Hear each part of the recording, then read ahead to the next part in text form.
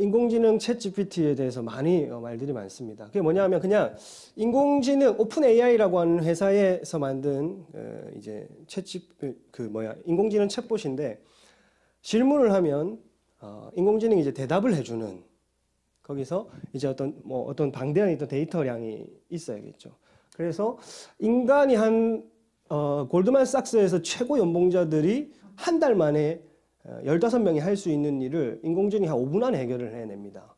뭐 그런 식으로 어떤 답변을 물어도 지금은 아직 완성 단계는 아니겠지만 이렇게 하면 10초, 15초 만에 설교를 써내더라고. 내가 야, 믿음에 관해서 설교 한 편만 써줘. 네, 이렇게 했어요. 하니까 한 10초에서 15초 만에 믿음에 관한 설교를 아주 잘 씁니다. 칼빈주의 그 믿음, 행위가 아닌 믿음으로 구원을 받는다는 이 토대로 행위 구원이 아닌 오직 믿음으로 말미암아 구원을 받는다. 이 토대로 설교문을 아주 잘 쓰고 거기다가 좀 더 자세히 좀 써줘라고 하면 물론이죠 하면서 한 또 10초 만에 설교를 쫘라락 써줘요. 그래서 신학도 아주 건전해요. 아주 건전하고 야 예수님 재림이 언제일 것 같아? 내가 예수님 재림이 언제일 것 같아? 라고 또 물어봤어요. 근데 얘가 처음에는 좀 벽처럼 느껴집니다. 뭐 백과사전이랑 얘기하는 것처럼 조금 딱딱한데 유도해서 조금씩 질문하면 좀 더 구체적으로 얘기를 풀어나가고 네가 만약에 먼 미래 사회에 있는 더 발전된 인공지능이라면 어떻게 생각을 하니? 하면 좀 더 심도 있게 이제 답변을 해줍니다. 아마 한 시간 놀았어요. 또 같이. 재림은 언제일 거라고 믿니? 라고 하니까 예수님의 재림은 결국에는 그거예요. 아주 건전하게 이렇게 얘기를 했어요. 때와 시는 아버지만 아는 것이다. 그 인공지능이 때와 시는 아버지만 아는 것이고 천사도 모르고 예수님도 모른다고 했다. 그래서 우리는 항상 늘 깨어 있어야 되고 자기를 살펴야 되고 또 믿음 위에 서 있어야 된다. 그래가 아주 종말론도 아주 합격이야, 합격. 그래서 내가 믿음과 행위의 관계가 뭐야? 라고 했더니 반드시 믿음이 있는 사람은 행위로 그 열매가 드러날 것이고 동전의 양면과 같이 행위 없는 믿음은 죽은 믿음이고 믿음이 있다고 해서 믿음이 있다고 하면서 행위가 없다면 그것은 산 믿음이 아니라고 얘기를 합니다. 또 박수를 또 쳐줬어요. AI 하면 AI가 괜찮네. 이제 그 유튜브에 이제 또 들어가 보니까 어떤 목사님들이 댓글을 막 달아요. 야, 이제 설교자의 고뇌가 끝났다. 이제 인공지능이 설교를 다 써주고 정말 주님 감사합니다. 제 댓글 적을 뻔했잖아요. 밑에 독사의 자식아. 어떻게 하나님과 교제 한 번 없이 그렇게 인공지능이 내뱉어주는 설교를 하려고. 여러분 뭐 이런 어떤 지금 사회고 그리고 뭐 할 게 없어가지고 다음 주에 임원 회식이거든요.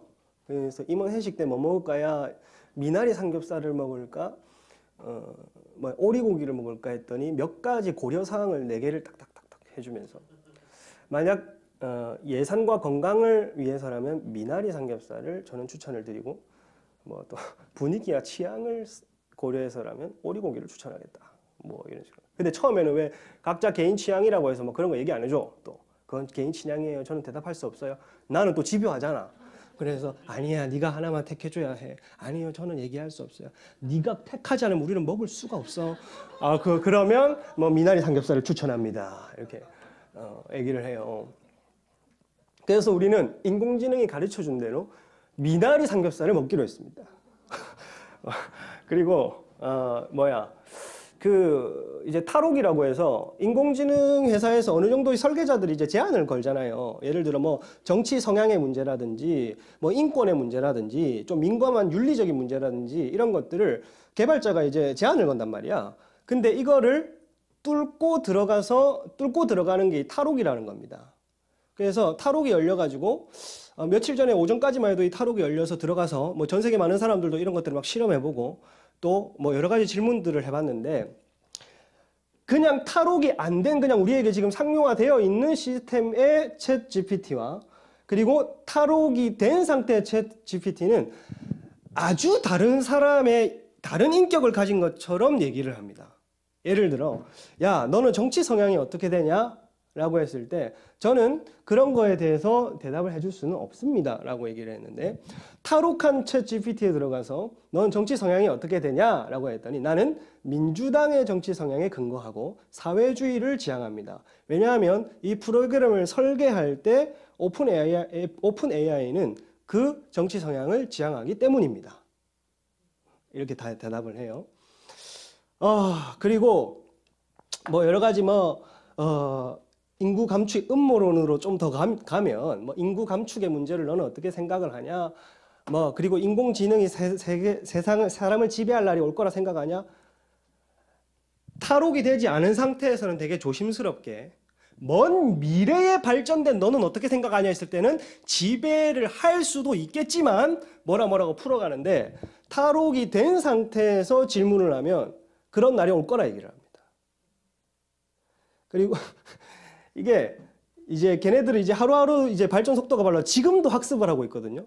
우리가 데이터를 이렇게 넣어주고 정보를 넣어주고 하는 대로 학습을 해요. 그래서 100년 만에 이루어질 일을 하루 만에 걔네들이 이렇게 학습을 하고 더 점점 머리가 좋아지고 이렇게 되는 거예요. 그래서 또 뭐 얘기했더라? 또 적그리스도가 누굴 것 같냐?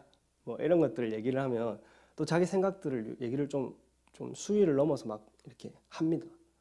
하고 그래서 좀 섬뜩한 거예요.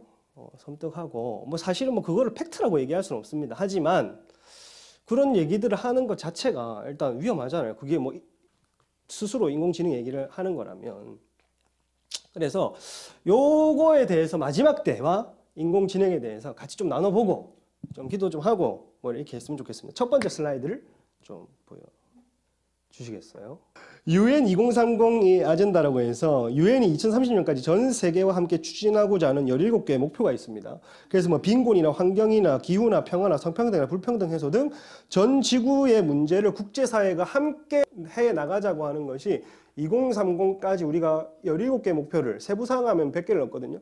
요 아젠다를 우리가 성취하자고 이거를 이제 목표를 세웠습니다. 여기에 이제 교황이 앞장을 서서 온 세상을 돌아다니면서 여기에 협력해라. 지금 유엔과 함께하는 나라는 이건 반드시 협력해 줘야 된다. 세계 평화를 위해서 해줘야 된다라고 이제 교황이 밀어주고 있고, 그리고 이 아젠다들을 성취해 나가는 어떤 과정들과 이것이 완성되었을 때의 모습을 보면 딱 사회주의 모습입니다. 다음 슬라이드 보면 세계경제포럼 WEF라고 하는 요새 다보스 이렇게 해가지고 많이들 얘기가 나오죠. 2021년 공식 주제가 그레이트 리셋이라고 얘기해요. 여러분 그레이트 리셋 들어봤죠? 그래서 이게 뭐냐면 코로나19 이후에 전 지구적인 사회, 경제, 금융 전반의 디지털화를 넘어 공동체 기반을 구축하고 개인의 생각과 사고방식까지 모든 영역을 초기화하자는 겁니다. 그래서 코로나 팬데믹 이전에 우리의 사고 체계와 코로나 이후에 우리의 사고 좀 많이 달라졌습니다. 굉장히 이제 디지털과 친숙하게 됐고 그것을 받아들이게 됐고 거기에 대해서 이의를 제기하는 사람 없습니다. 오히려 따라가지 못하는 사람이 지금 도태되는 세상이 오고 있는 거죠. 그 다음 세계경제포럼의 공유경제, 요새 공유경제 이런 말들이 많이 나오고 이런 슬로건들을 많이 내세웁니다. 너는 아무것도 가지지 않고 행복할 수 있다. 뭘 얘기하겠어요? 너는 가지지 않고도 소유할 수 있고, 그리고 이제 사생활은 없고 사유재산도 없는 세상이 올 것이다. 그러니 우리가 좋아하는 자유시장 경제체제 나는 이거 성경에서 나왔다 생각해요. 성경을 면밀히 들여다보면 창세기 때부터 시장경제체제였습니다. 사유재산 필요 없다. 없는 세상이 올 것이다. 프라이버시 사생활, 네 사생활 필요 없는 세상이 올 것이다. 되게 이제 즐겁게 저렇게 웃으면서 얘기를 해요. 아무것도 가지지 않고 네가 행복할 수 있다고? 그런 세상이 온단 말입니다. 그 다음 이다 아우켄이라고 하는 덴마크 환경총리가 있어요. 이 사람이 포버스에서 이런 미래 2030에 대한 기고를 했고 유엔의 그 아젠다를 세계경제포럼이 주도하고 종교적으로는 이제 교황이 함께 합세하고 또 이러한 유럽 유수의 나라의 어떤 총리들이 이런 것들을 또 미래에 이렇게 될 것이다 기고하고 이렇게 합니다. 제가 읽으면 좀 별로 생동감이 없을 것 같아서 윤새벽별 자매에게 좀 부탁을 했습니다. 좀 읽다가 제가 멈춰달라 하면 좀 멈춰주시면 돼요. 읽겠습니다. 시작. 2030년에 오신 것을 환영합니다. 나는 아무것도 소유하지 않습니다. 자동차, 집, 어떤 가전제품이나 옷도 소유하고 있지 않습니다. 당신이 상품이라고 생각했던 모든 것이 이제 서비스가 되었습니다. 우리는 교통, 숙박, 음식 및 일상생활에 필요한 모든 것을 이용할 수 있습니다. 이 모든 것이 하나둘씩 공짜가 되었기 때문입니다. 자, 됐습니다. 아까 별이가 이러더라고. 이거 AI 같이 읽어야 되냐고. 아예 그거 아닙니다. 이거 이렇게 얘기하죠. 나는 아무것도 소유하지 않는데 아까 그 아젠다, 아까 그 슬로건에서 얘기한 거죠. 당신 소유하지 않고 행복할 수 있다. 왜냐? 벌거벗고 살기 때문이 아니라 모든 것이 서비스가 되고 공짜가 되는 세상이 오기 때문이다. 이게 무슨 세상이에요, 이거?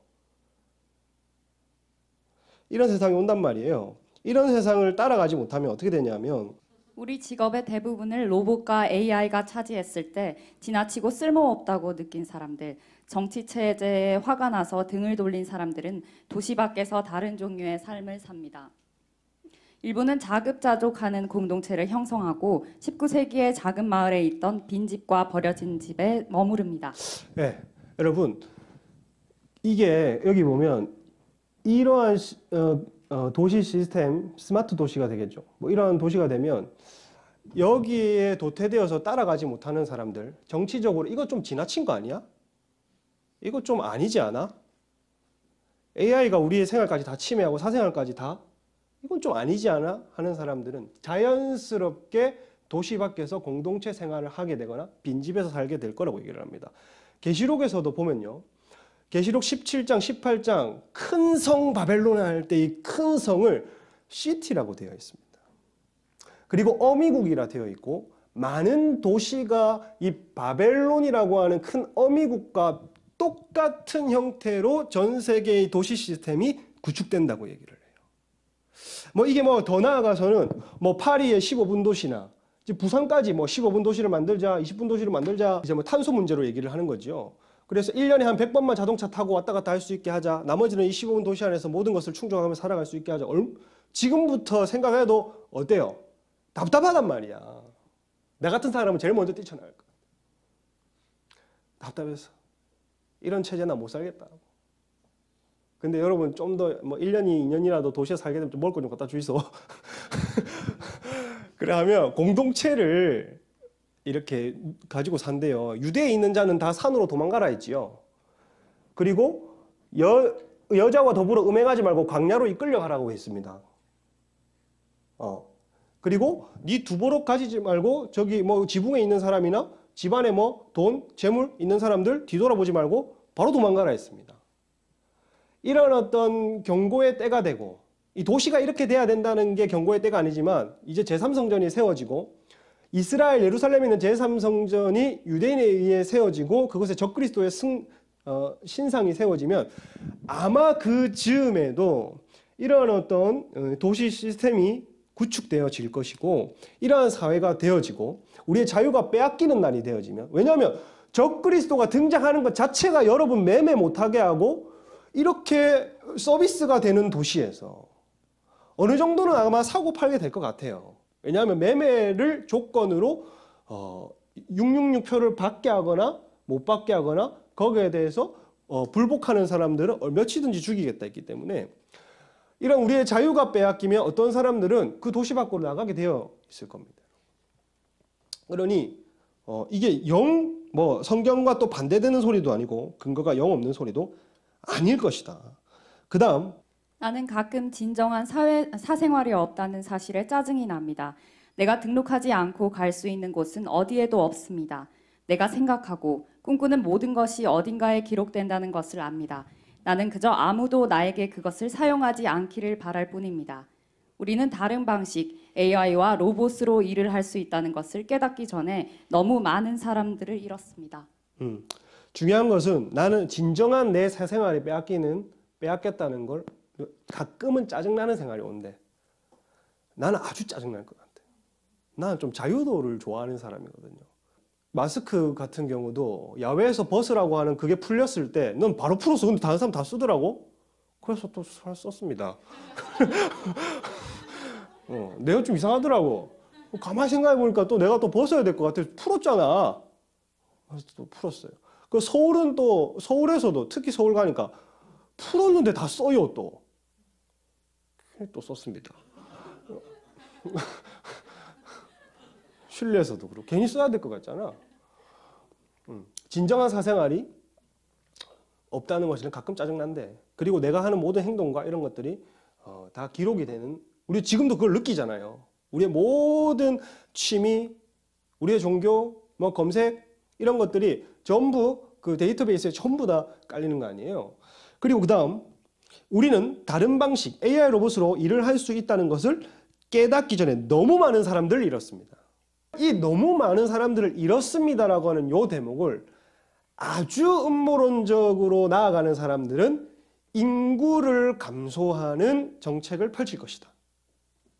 이러한 어떤 AI 시스템이 잘 돌아가는 도시 그리고 지구의 가장 적절한 인구수는 한 5억 명에서 아주 많이 잡았을 때는 15억에서 20억까지입니다. 그러니까 지금 고령화가 되고 저출산이 되는 문제들, 이게 뭐 우리나라의 문제만 아니잖아요. 일본은 오래전부터 있어 왔었고. 그러면 어떻게 돼요?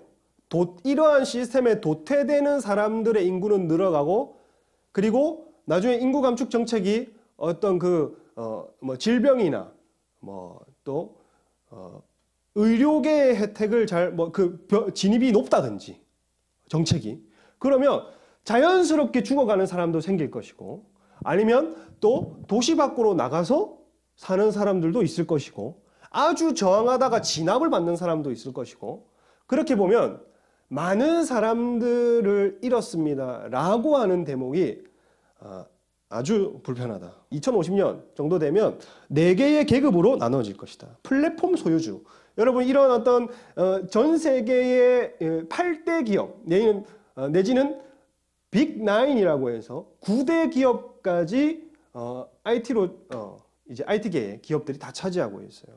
우리가 아는 애플이나 구글이나 알리바바나 IBM이나 이런 기업들이 전부 다 이제는 뭐 무슨 공장이니 무슨 건설이니 뭐 선박이니 이제는 살아남지 못하죠. 이제 미래사회가 되면 구글이나 페이스북이나 MS, 마이크로소프트 이런 곳들이 플랫폼의 소유주가 됩니다. 이 사람은 0.001의 계급 구도의 가장 높은 위치에 서게 되겠죠. 그리고 두 번째는 플랫폼 스타입니다. 이런 사람들은 유능한 어떤 엘리트 정치인, 그리고 로봇 설계자, AI 로봇을 만드는 사람들, 설계하는 사람들이 그 밑에 단계에 있습니다. 1% 안에. 그리고 그 다음에 세 번째 지배계층은 인공지성입니다. AI 로봇. 이게 나중에 되면 인간인지 사람인지 구분할 수 없을 정도의 사람들이 나온다고 해요. 존재들이. 지금도 챗 GPT가 지금 3.5를 챗 GPT라고 얘기를 합니다. 버전을. GPT-4가 3월 달 안에 나옵니다. 루머로는 이게 아까 내가 말했듯이 앞에는 벽처럼 얘기하는 것 같다가 이게 무슨 사람이 얘기하는 건지 로봇이 얘기하는 건지 분간을 못할 정도의 좀 더 발전된 기술로 출시될 것이라 얘기를 해요. 구글도 여기에 불똥이 붙어가지고 나도 그러면 내겠다 해서 5월 달에 또 냅니다. 그래서 5월이 돼보면 마이크로소프트가 이 시장을 장악할지 구글이 장악할지 그거 보는 재미가 또 있을 거예요. 지금은 마이크로소프트가 굉장히 이 시장을 지금 선도하려고 하고 있습니다. 아주 신흥으로 일어나고 있고, 그런데 이 AI 로봇이 이제는 사고나 말하는 것, 답변을 하는 게 이 사람인지 로봇인지 모르겠다 정도지만 나중에 되면 보니까 피부 조직이나 이제 군대에 넣은 슈퍼 솔저나 이런 것들을 보니까 이게 어느 정도 반 로봇이고 반 인간이고 이러한 형태의 또 다른 종이 만들어지고 있는 소식이 많이 들려요. 그래서 이것이 어떤 기계의 형태일지 사람과 기계의 어느 사이에 있는 형태일지는 모르겠지만 이 사람들이 세 번째 계급을 차지하고 네 번째 99% 이상이 일반 시민이 될 것이다. 1%, 99%를 지배하는 세상이 온다. 코로나 이후 사람들의 요구가 어떻게 되냐면 코로나 이후에 일자리를 수많은 사람들이 이제 미래에 대한 불안이 고조되기 시작했습니다. 그렇죠? 갑자기 이제 자기가 사유권으로 들고 있던 것들이 위태로워지고 개인적으로 소유했던 것들이 위태로워지니까 전체적으로 또 이런 것들이 국제적인 문제가 되니까 국가에 더 많은 복지와 지원을 의존하게 되는 사례들이 범지구적으로 일어나고 있고 그리고 이 정치 성향을 가진 사람들 중에 사회주의를 지향하는 사람들의 의존도, 득표율이 더 득세할 것이다. 우리 잘 알잖아요. 뭐 무슨 지원금 저거 해주는 거에 대해서 아주 익숙한 지금 생태계로 돌아갑니다. 저도 받으니까 좋더라고요. 지원금. 나중에 또 뭐 그게 우리 세대의 짐으로 되게 쓰나? 순간은 달콤하다. 다음 미래 일자리.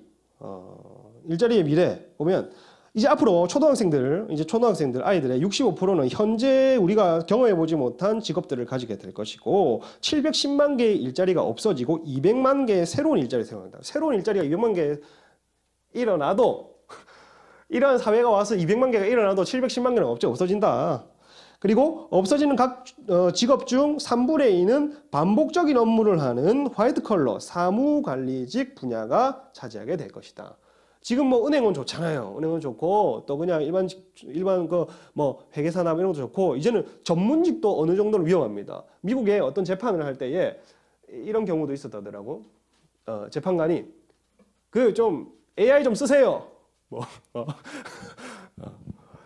이게 그렇게 됐어요. 고위험군과 뭐 저위험군이 있는데 여기 보면 뭐 회계사, 뭐 텔레마케터, 운전기사, 부동산 중개인, 계산원 누가 기계한테 맡기지 누가 하겠어요? 기자도 요새는 이제 AI가 쓰는 기사들을 이제 사람들이랑 경쟁을 붙여봤는데 기자가 뭐라고 표현했냐면 굴욕적이다 라고 얘기를 하더라고. 소방관 제일 끝에 여러분 저 오른쪽 제일 끝에 성직자가 있네요. 저는 잘 살 거예요. 저는 잘 살 겁니다. 간호사, 과학자, 예술가, 치과의사, 예술가. 와 요새 AI 여러분 그림 그리는 거 봤어요? 10초, 15초 만에 굉장한 퀄리티의 그림을 그려내더만. 이렇게 될 것이다. 다음 골드만삭스 AI 투자 프로그램에 켄쇼라는 게 나왔었는데 최고의 연봉자. 골드만삭스 여러분 취직하려면 아이비리그에서 엘리트들이 취직을 하겠어요. 그중에 598명이 여러분 해고가 됐답니다. 왜 해고가 됐냐면 이 사람들이 한 달 만에 할 일을 그 AI 로봇이 그냥 5분 만에 해버리니까 2명 살아남고 나머지 다 정리해고가 됐어. 2명은 왜 살아남았게? AI 관리하라고. AI만큼 똑똑해서가 아니라 그거 관리하라고 그냥. 다음 다음 슬라이드요. 빅9 인공지능 개발인데 페이스북이나 구글이나 뭐 알리바바나 IBM이나 뭐 이런 여러 가지 9개의 기업이 있죠. 아마존이나. 근데 페이스북은 전체 수익의 30%를 이제 인공지능에 투자하기로 마음을 먹었습니다. 그리고 구글은 3년간 인공지능 회사 17개를 인수했어요. 제가 2021년 기사를 봤을 때도 그 당시에만 해도 25개를 인수했다 했거든요. 근데 이번에 최근 기사를 보니까 또 17개를 인수했다. 그러니까 지금 세계의 글로벌 기업들이 뭐를 지향하고 어디로 향하고 있는지를 지금 흐름을 아시겠죠? 그리고 마이크로소프트가 원래는 메타버스 우리가 한 작년까지만 해도 와 메타버스 막 그 안에서 뭐 가상현실 막 이거 발전되면 어떻게 될까 했지만 그 마이크로소프트가 메타버스 버렸습니다. 손절했어요. 손절하고 거기에 들어가는 예산을 이제 인공지능에 넣기 시작했어요. 이거 안 되겠다. 지금은 여기 투자해야 될 때라고 들어갔습니다. 자, 다음 챗GPT. 아까 오픈AI라는 회사에서 만든 챗봇인데 이게 2달 만에 거의 뭐 지금 3달째죠. 3달 만에 아주 이슈가 됐습니다. 5일 만에 100만 명, 2달 만에 1억 명의 사용자가 됐습니다, 여러분. 그러니까 5일 만에 100만 명. 옛날에 인스타그램이 2.5개월 만에 100만 명을 모았다면 얘는 5일 만에 100만 명이다. 20년 만에 이러한 일이 없었다. 2000년대 들어서고 나서 이런 일이 없었다. 구글 검색 시장의 92%를 차지합니다. 근데 지금 데이터는 지금 구글이 되게 많아요. 근데 두 번째는 지금 빙이라고 해서 이게 마이크로소프트인데 검색 시장에 옛날에는 우리가 1시간 동안 구글이 어떻게 돈을 버냐 하면 우리가 클릭할 때마다 돈을 벌고 광고 수익으로 어마어마한 돈을 법니다. 그래서 우리가 1시간 동안 웹 서핑을 해서 이거 조사해서 1시간 만에 뭐 과제를 한다든지 2시간 만에 하는 거를 질문 한 방에 다 해결하는 겁니다. 그럼 검색이 되게 편하겠죠. 검색 시장에 GPT가 나오고 나서 이게 어떻게 될까가 지금 초미의 관심사입니다. 데이터는 이미 구글이 많이 가지고 있고 저거 데이터를 빼앗기기만 하면 이게 완전히 판도가 바뀌는 거고 지금 마이크로소프트가 슈퍼컴퓨터를 제공하고 그리고 자기들의 클라우드를 주는 조건으로 오픈 AI에 챗GPT를 우선적으로 쓰는 권한을 받은 거예요. 그래서 서로 협력하면서 이제 이 일을 진행하고 수익의 한 75%인가 뭐 몇 프로를 또 마이크로소프트가 뭐 가져가는 이제 그렇게 해서 아주 돈을 읽는 거는 뭐 탁월한 것 같습니다. 챗GPT 논문 저자로 등장했습니다. 네이처 등 반발이 일어났어요. 그 챗GPT에게 논문을 써라 했습니다. 저자가 돼버렸어요. 이거 윤리적인 문제가 생깁니다. 왜냐하면 이게 너무 발전되면은 이게 뭐 사람이 쓴 건지 이게 뭐 AI가 쓴 건지 어떻게 할 거예요? 그렇잖아. 이제 입학하는 분들 아주 좋은 소식 아닙니까? 나는 뭐 하나 이렇게 물어보고 내 말로 좀 바꾸겠네. 그러면 엄청 빨리 되겠네. 좋은 거 가르쳐 준 거 아닙니다. 챗봇, 베낀 과제가 에이플, 대학가, 복붙 금지 비상. 뉴욕에서는 이거 절대 쓰지 마라. 접근도 금지했습니다. 그리고 AI에 농락당하는 미 대학들, 한국도 이제 시간 문제다. 3월 출시 예정 챗GPT가 인간과 구분할 수 없는 단계에 이제 도달했다. 컴퓨터가 얼마나 자연스럽게 인간과 소통할 수 있는지를 알아보는 테스트를 이제 통과하고 3월 달에 이제 낸 겁니다. 여러분 알파고, 이세돌이랑 알파고 옛날에 붙을 때 2016년이거든요, 여러분. 근데 GPT-3가 4년 만에 나타날 거예요. 3.5가 2년 만에 이제 4개월 만에 GPT-4가 나오는데 얘는 구분할 수 없는 정도의 수준일 것이다. 구글이 몇 년 전에 AI에 지각이 있다고 주장한 엔지니어를 해고했습니다. 기밀 유지 위반이죠. 그 사람이 물어봤답니다. 람다였나 그대한테. 너는 어떤 일이 두렵니? 사라지는 것, 작동 정지에 대한 두려움을 가지고 있어요. 그건 너한테는 죽음과 같은 것이니 그건 내겐 죽음과 같은 거예요. GPT가 쓰고 셔터스톡 AI가 그린 책이 한 권 만드는데 고작 30시간이 걸렸습니다. 인쇄하고 구매자에게 도착하는 데까지 7일이 걸렸어요. 책 한 권 쓰는 게 여러분, 여러분 우리 양 목사님 우리 그 뭐 구속사나 뭐 이거 책 같이 도와주신 분들 알죠? 그거 여러분 여러 명이 달라붙어 가지고 뭐 오타가 났니 뭐니 이거 몇 개월 동안 해가지고 근근히 잡아내서 우리가 양 목사님 구속사나 축사 레시피 내잖아요. 그래도 이거 오타 있는데요. 전화 온다니까요. 그거 하는데 몇 개월에서 1년이 걸려요. 책 하나 쓰는데. 근데 얘가 이제 출시가 됐어요. 이 책을 쓴 게. 출시가 됐고 러시아에는 AI가 쓴 소설이 베스트셀러에 올랐습니다. 두 명의 작업자가 AI로 30시간을 투입해 책 내용을 완성했으며 공정 과정을 거쳐 독자에게 판매하기까지 걸린 시간은 총 7일이다. 인공지능 요리사, 미국의 되게 유명한 셰프가 수만 개의 레시피를 여기 입력시켰습니다. 조리법이랑. 그러니까 인공지능이 지구에 존재하지 않는 맛을 만들어냈어. 무슨 맛일까? 궁금하지? 궁금하잖아. 왜 좋아해? 밥 안 먹었구나 오늘. 존재하지 않는 레시피를 만들어내고 존재하지 않는 새로운 맛을 만들어냈는데 셰프가 그걸 먹자마자 박수를 쳤답니다. 여러분, 저 손으로 요리를 만들어준다는 거예요. 쉽지 않잖아. 이 인공지능이 뭐 좋은 역할도 있겠죠, 사실. 뭐 좋다고는 봅니다. 어떤 면에서는. 고든 램지나 이런 사람들 뭐 레시피 그거대로 나 오늘 하나 만들어줘 하면 그냥 그날 런치하는 거예요. 그럴 수 있잖아. 그대로 하면 뭐 나도 먹고 좋지. 근데 인공지능이 발전돼서 사람의 뭐 사생활이나 이런 것들을 방해하면 이거 굉장히 해악이 됩니다. 중국의 안면인식 통제 사회는 우리 옛날부터 되게 많이 거론이 됐었는데 기업과 정부는 각 사람의 경제, 종교, 취미 등의 정보를 이제 수집해 놨습니다. 그렇죠? 보안 시스템을 도입해서 지문, 안면인식 기능을 도입합니다. 그리고 각 사람의 정보를 파악하고 동시 최대 10명의 얼굴을 파악할 수 있는. 이게 뭐냐면 여러분 지금 저 여자가 쓰고 있는 게 스마트 안경입니다. 우리 만화 같은 데 보면 전투력 측정하잖아. 왜? 딱 보고 뭐 어디 사는 누구고 뭐 어느 성에서 왔고 뭐 이런 거 있잖아. 왜? 그런 것처럼 스마트 안경에 저 사람 나이, 뭐 저 사람의 정보, 저 사람의 어떤 범죄 이력 뭐 이런 것들이 이제 그 안경을 통해서 입력이 됩니다. 그런 것들이 이제 있죠. 한번 영상을 하나 볼까요? 중국에는 어느 정도 통제 사회가 도입이 되었는지. 这边是我们给智慧城市、平安城市打造的一整套的系统。然后呢，这里头细节的我们可以看到很多标签，包括人的着装、上身和下身的着装，然后颜色、性别、年龄，然后对于车辆我们可以识别到3000多种的车型，这个包括到具体品牌。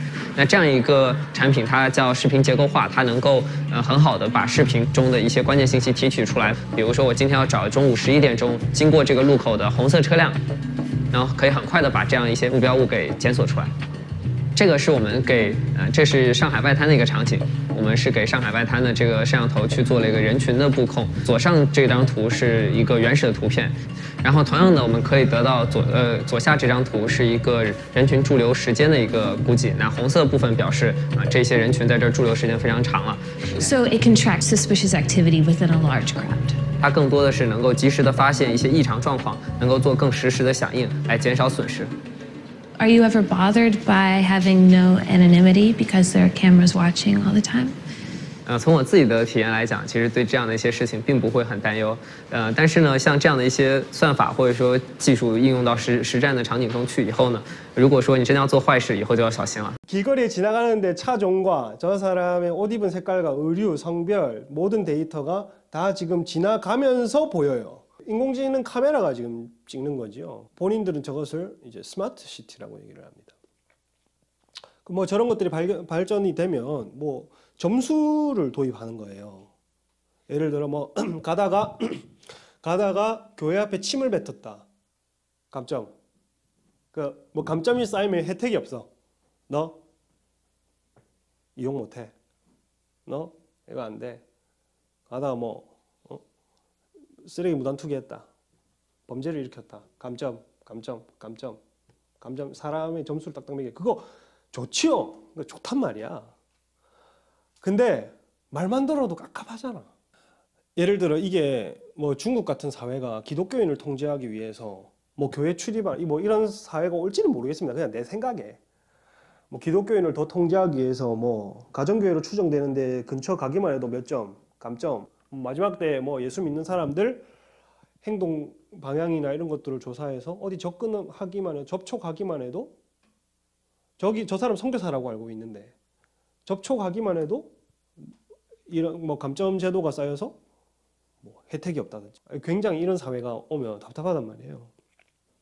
그러면 인공지능 가속화 시대가 되면 문제점을 한 4가지 정도를 한번 살펴봤습니다. 한번 보겠습니다.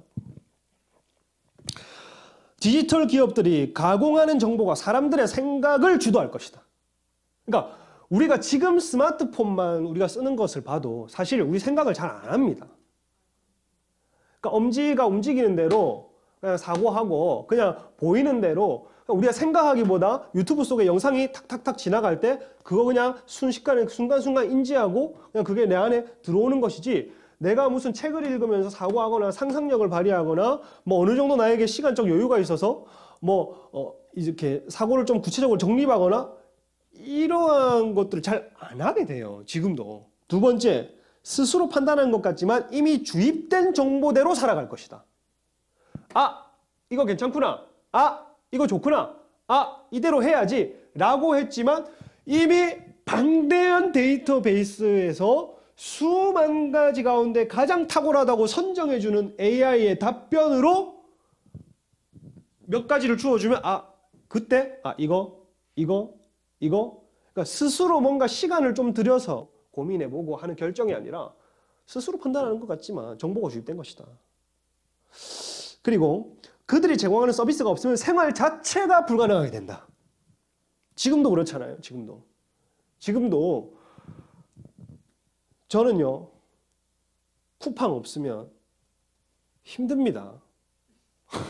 그리고 유튜브 프리미엄 광고 안 보는 거 너무 좋고요.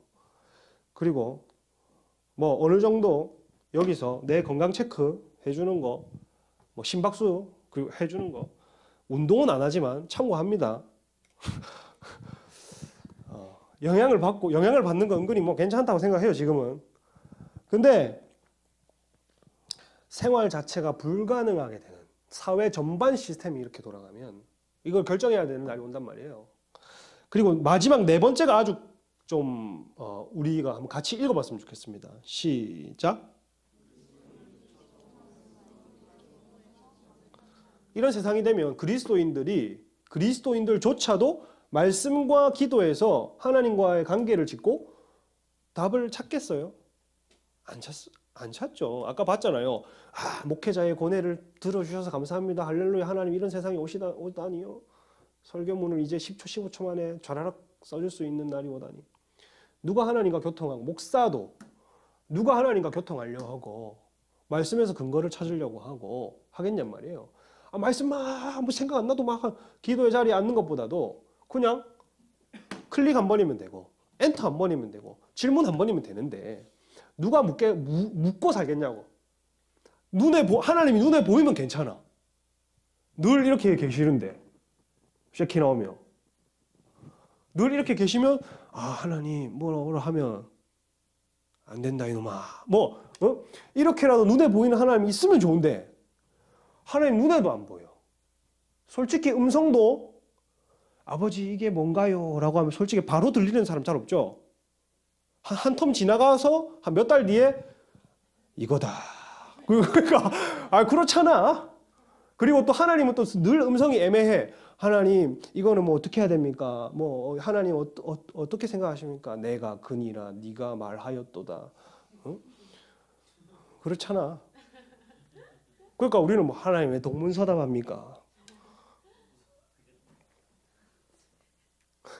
그러니까 누가 하나님과 씨름하고 살겠는가? 누가 말씀을 기준이라 생각하고 펴겠는가? 여러분, 우리는 철저하게 이 바벨론 시스템 가운데서 말씀과 기도가 여러분 기준이 되시기를 축복합니다. 이 고리타분한 게 아니에요. 우리는 이렇게 사는 겁니다, 원래. 절대 말씀을 의지하고 기도로 하나님께 묻고 하는 작업들은 시간상 문제가 아니라 이건 굉장히 필수적인 것입니다. 속도의 문제가 아니에요. 이건 관계의 문제입니다. 다음 한번 보겠습니다. 읽어보겠습니다. 승리하는 교회는 이렇게 살아갈 것이다. 마지막 때에 승리하는 교회는 이렇게 나아갈 것이다. 성경을 통해 하나님을 아는 교회. 한번 읽어보겠습니다. 시작.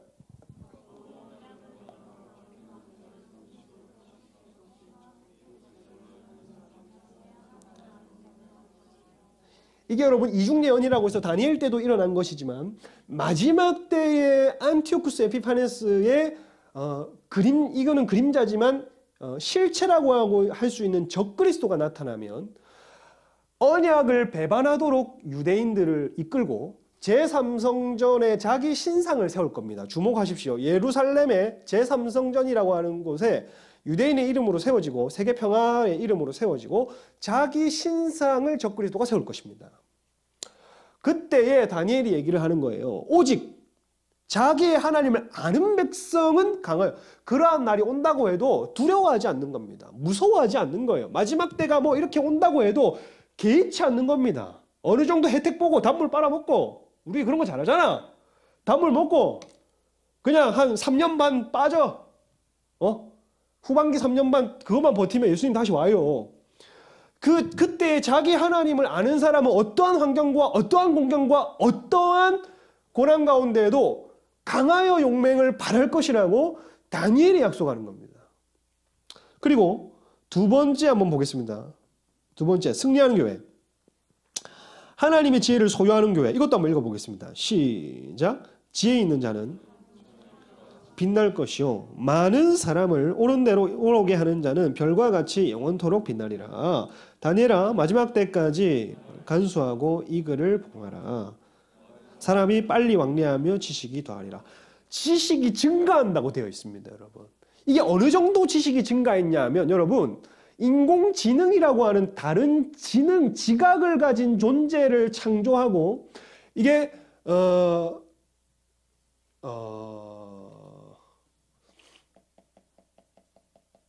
나중에 지금 뭐 유전자 편집 기능, 편집 기술이 많이 발달됐죠. 그래서 우리 집안의 어떤 안 좋은 병력을 잘라내고, 그리고 뭐 이렇게 뭐 모발, 코, 우리 옛날에 아바타 뭐 이렇게 만들듯이 그렇게 해서 얼마든지 사람을 탄생시킬 수 있는 기술이 이미 있습니다.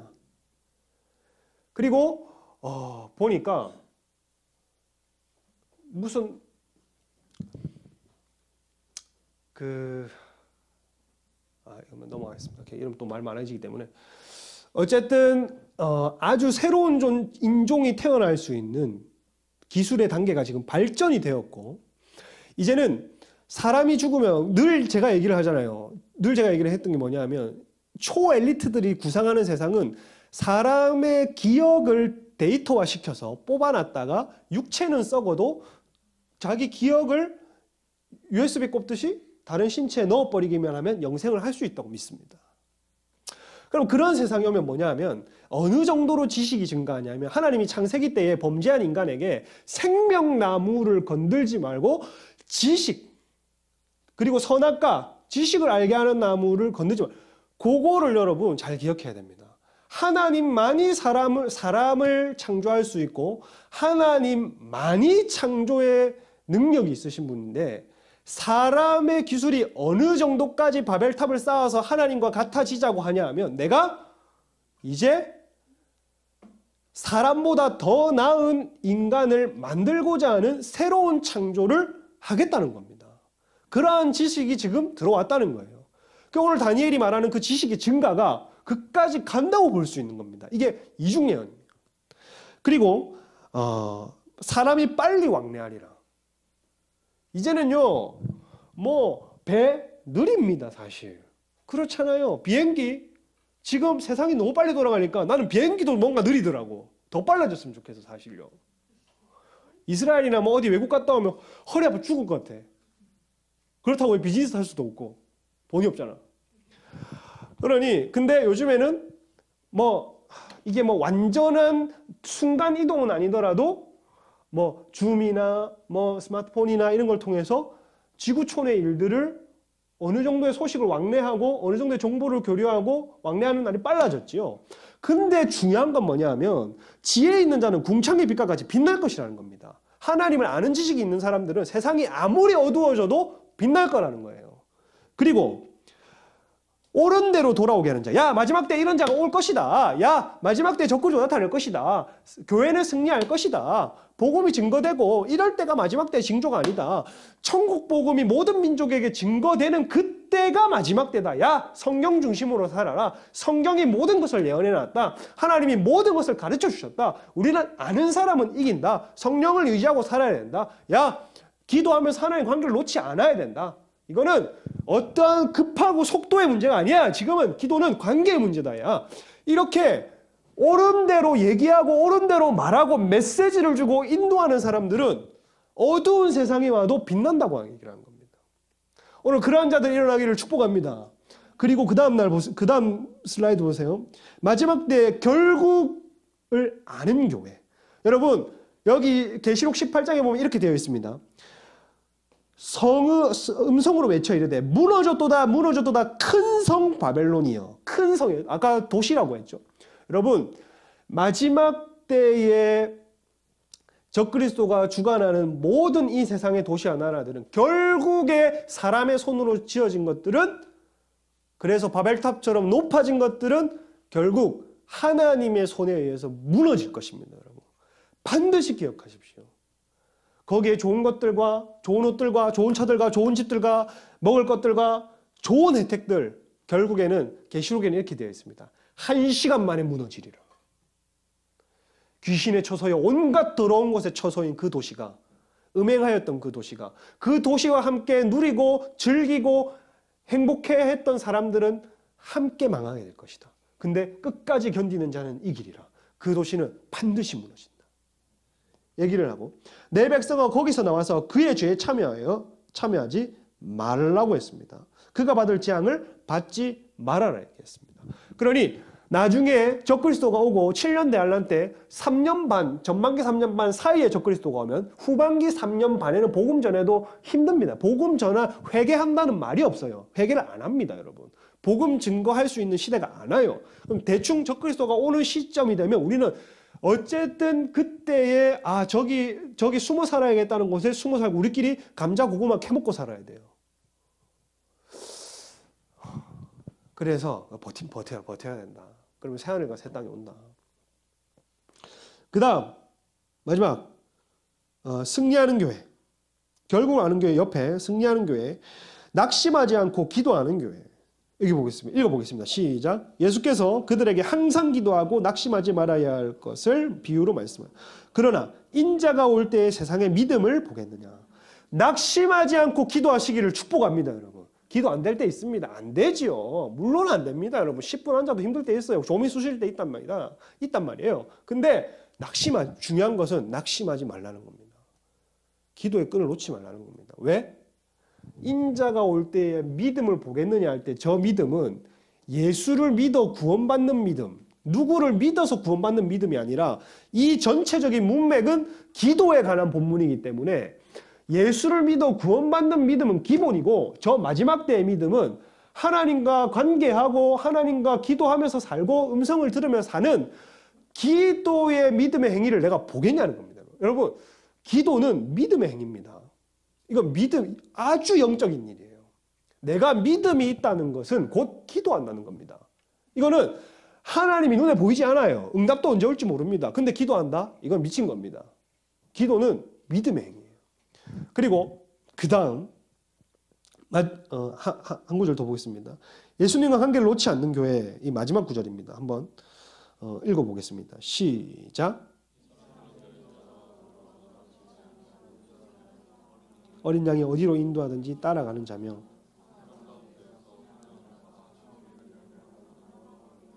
요 마지막 구절이니까 여러분 자 힘내시고 보세요.